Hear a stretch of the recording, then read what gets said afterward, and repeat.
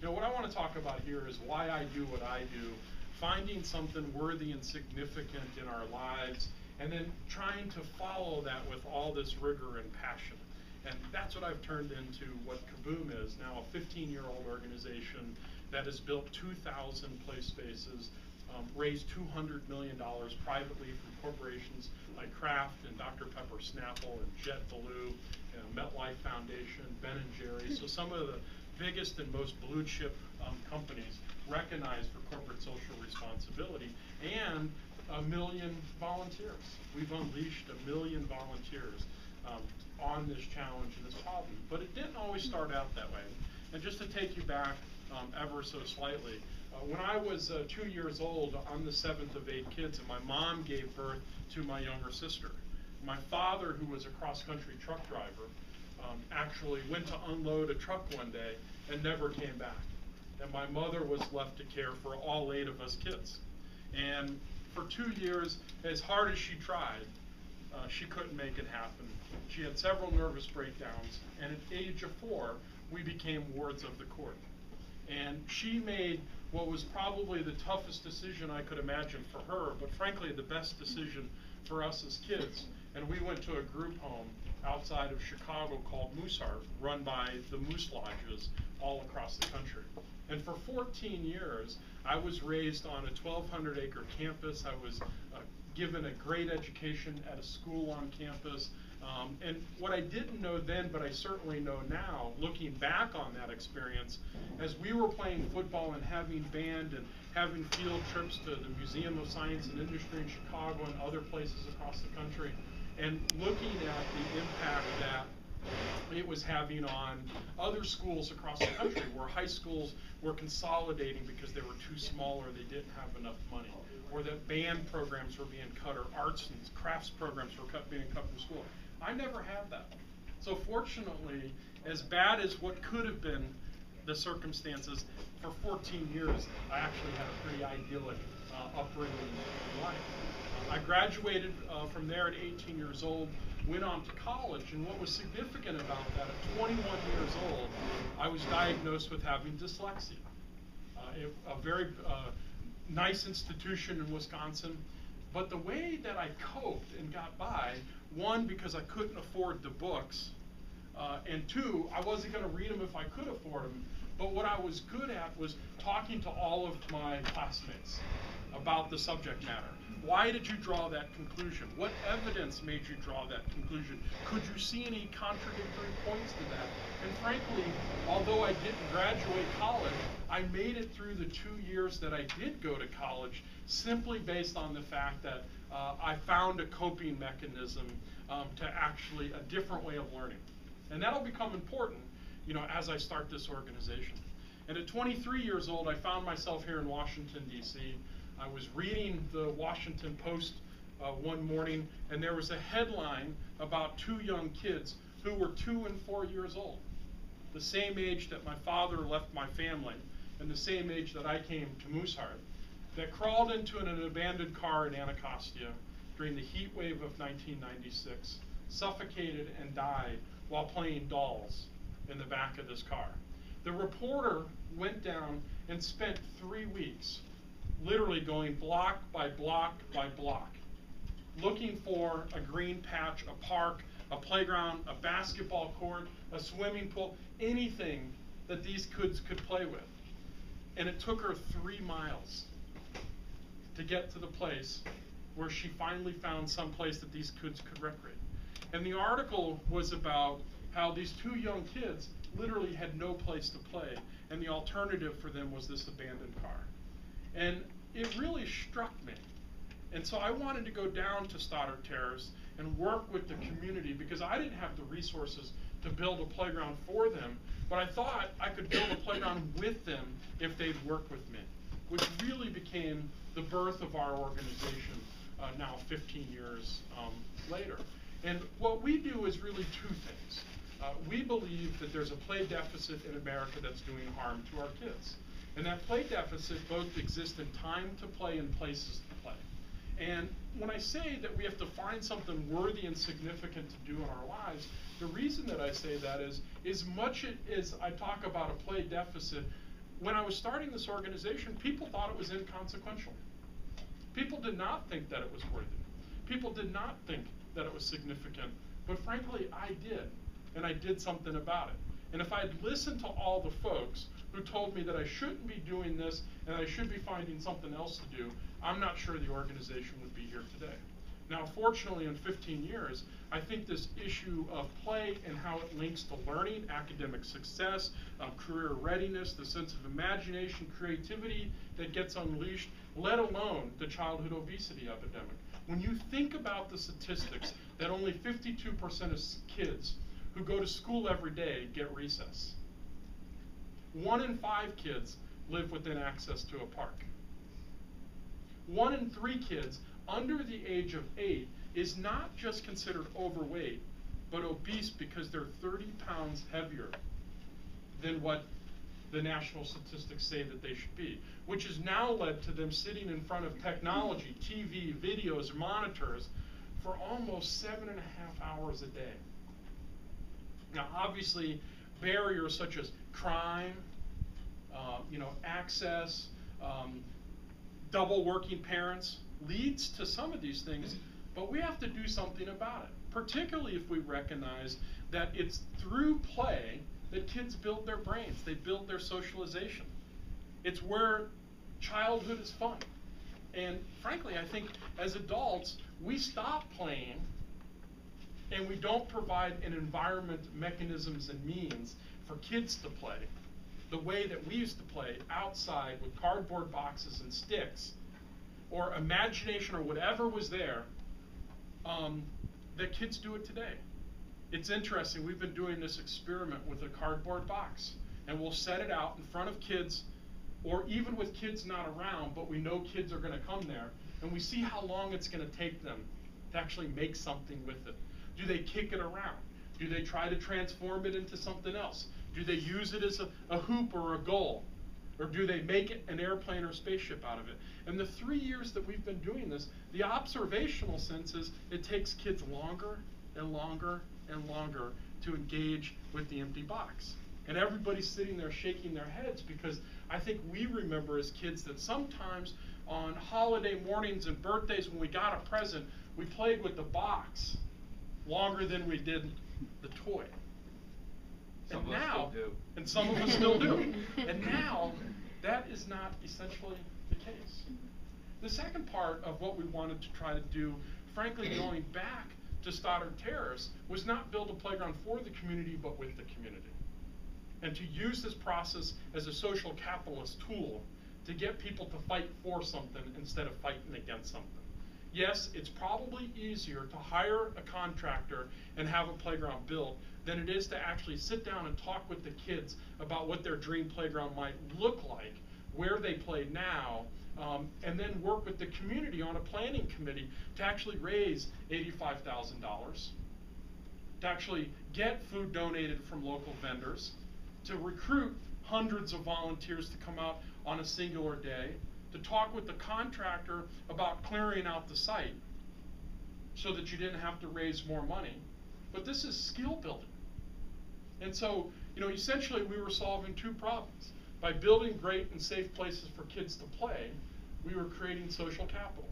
And by creating social capital and civic leadership, more and better play spaces could be built. And we began with this model of directly working with communities in a one-to-one way. And we stumbled on it, to be quite frank, because I went to where I thought traditional funding would come from for organizations like mine, foundations. And they said, literally, this is nice, but not necessary. And in the rank order of problems, somebody else can solve this one. And we stumbled into, frankly, working with corporations as the rise of volunteerism was going up. And I like to think that we actually helped that rise go further faster. And we began to work with corporations side by side with the community so that they never just wrote a check to pay for it. They always came out with that check and volunteered. And frankly, in the early days, people wanted to pay for the playgrounds. Corporations would pay for the playgrounds, but not necessarily want to come out and volunteer.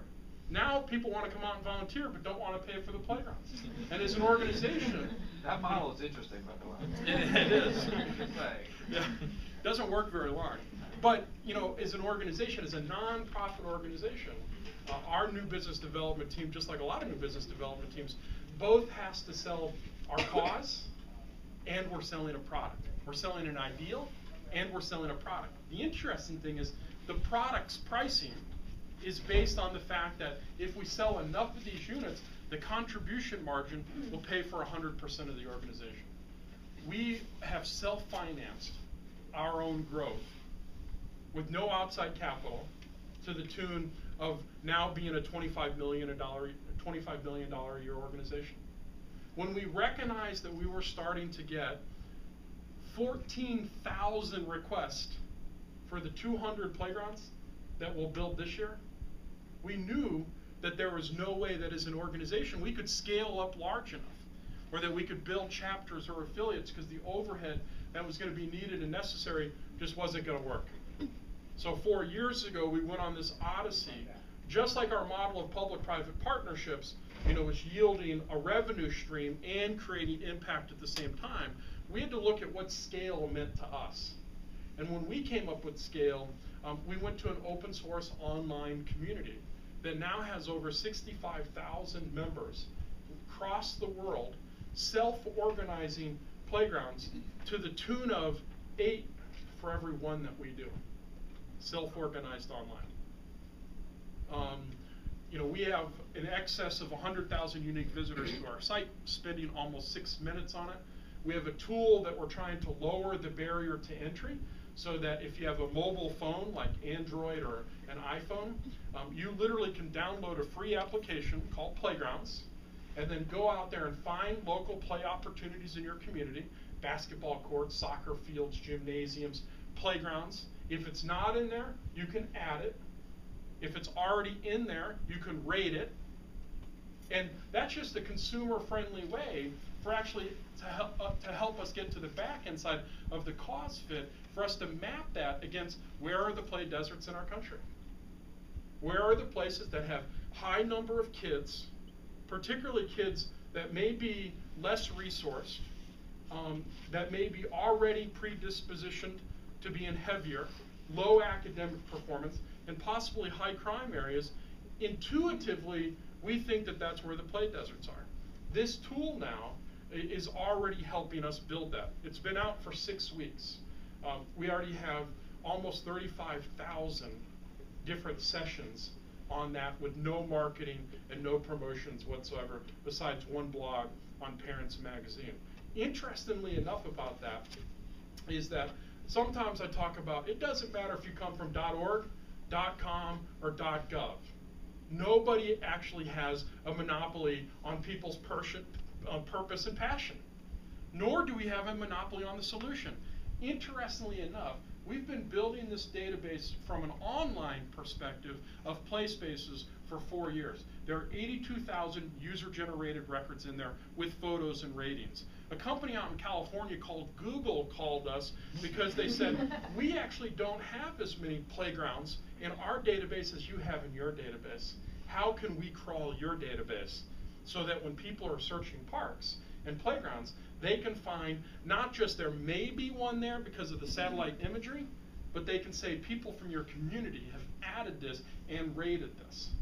Well, on the flip side, so we actually have a value to Google, and in exchange, both Google's going to give us credit when they crawl that to say this was brought to you by KaBOOM, but on the flip side, they're going to get out there and actually do a Google Doodle on mapping the state of play, and unleash their whole network on helping us crowdsource people literally mapping the state of play with us, not only on their Droid phone, but their iPhone as well.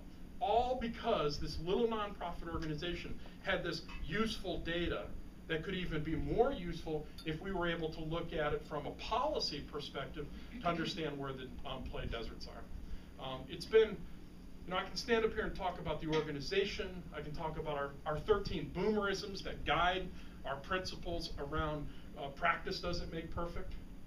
Perfect practice makes perfect. And what we mean by that is, as an organization, sometimes we go through the motions like we're practicing, but we're just going through the motions, not actually trying to get better at what we're doing or putting out our best effort.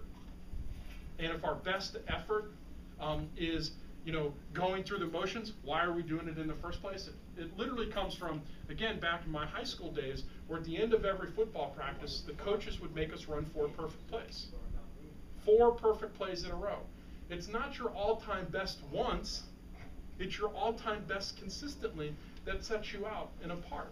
And as a nonprofit organization, working with some of the biggest corporations, like when Irene Rosenfeld from Kraft came out to a playground build last year in Chicago, the company was so worried about the responsibility placed on us, they wanted to hire an event management company to work with us to make sure that she had a good experience. So low expectations for a nonprofit organization, and then they wanted to hire an event management company on top of that to spend more money. And we said, give us the money that you're going to pay and put it in an escrow account. Put it in an escrow account. And if Irene has a good experience, pay us. And if not, get rid of us. Here's what happened that day. She came out an hour early because she was so excited about wanting to participate. The things that they had scripted for her to do, she said, I'm not here for a photo op. Look at the work that's going on around here. I want to do that work too. She actually ended up spontaneously beginning a Congo line of her employees to everybody on her staffs. Just complete freaking amazement. And then she flies out, comes to Washington, D.C. actually for the Fortune Women's Summit, and is invited to the Oval Office for 3 women who are meeting with the President of the United States. And the President comes out the Oval Office and says, Irene, I heard you built a KaBOOM playground today.